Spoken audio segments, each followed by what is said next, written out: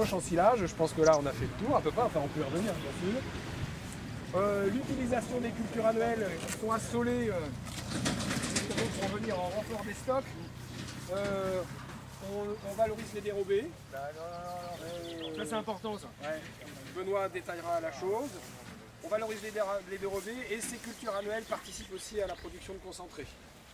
Et puis une deuxième chose qui va avec ça un peu, justement la possibilité d'avoir des cultures à double fin, à double finalité. C'est-à-dire qu'on peut très bien avoir une culture qui peut très bien être destinée à être vendue, dans le cadre de contrats notamment.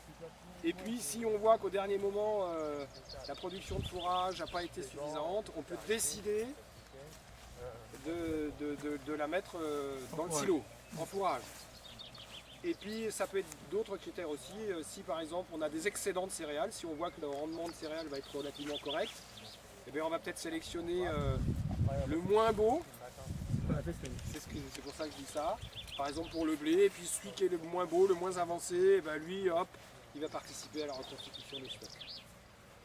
À la reconstitution ou la constitution. Il faut bien essayer de comprendre, c'est que, je reviens à ma spécialisation, c'est qu'on a enfermé l'agriculture en fait dans des schémas, tous les ans ça devrait pareil. On positionne l'azote à tel endroit, les fonds à tel endroit. C'est toujours à peu près pareil, on a 3-4 cultures et puis ça fait à peu près les silos français. Là on est dans un truc où tous les ans on recommence, jamais ça va être pareil.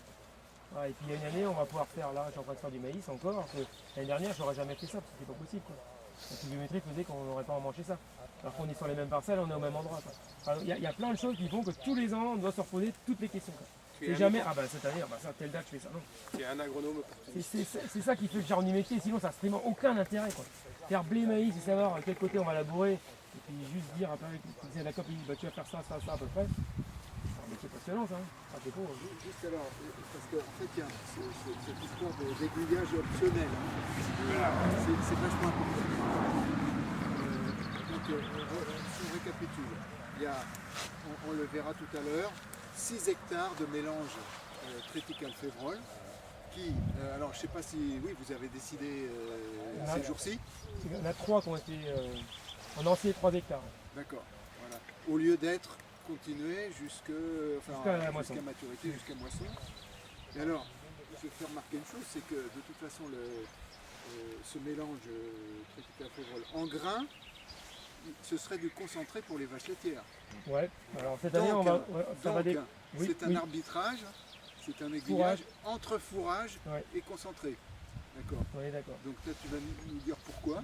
Finalement, pourquoi il y a une espèce de priorité au fourrage. En fait, dans mon idée, en fait, c'est que... Alors, comment j'ai expliqué ça avec l'augmentation en fait, de la consommation de produits bio, en fait, on va arriver une concurrence entre les productions, notamment entre les concentrés destinés aux bovins et les concentrés destinés aux granivores que sont les porcs et les volailles. Et moi qui pratique les deux, je me dis que je suis en train de me tirer une balle dans le pied en donnant des concentrés à mes vaches. Donc aujourd'hui, je suis en train de réfléchir à diminuer au maximum les concentrés, voire même, j'espère un jour, arriver à faire du lait vraiment sans céréales, uniquement avec les fourrages. Donc d'où cet arbitrage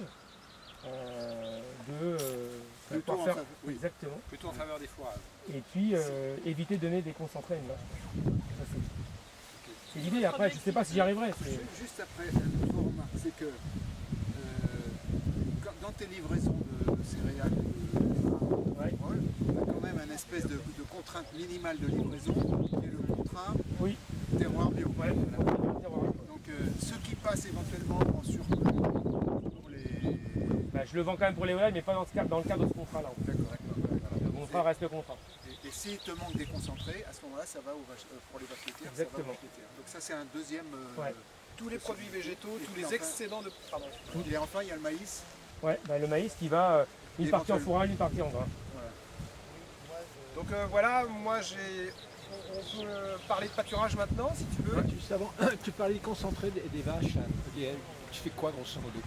Donc là, je suis maximum aujourd'hui. Là, je suis autour de 200-250 kg par vache. Voilà. Et donc, essentiellement, un peu de protéagineux quand même. Céréales protéagineuses, triticale, févrole essentiellement, et un petit peu d'avoine. T'as quand même du maïs là?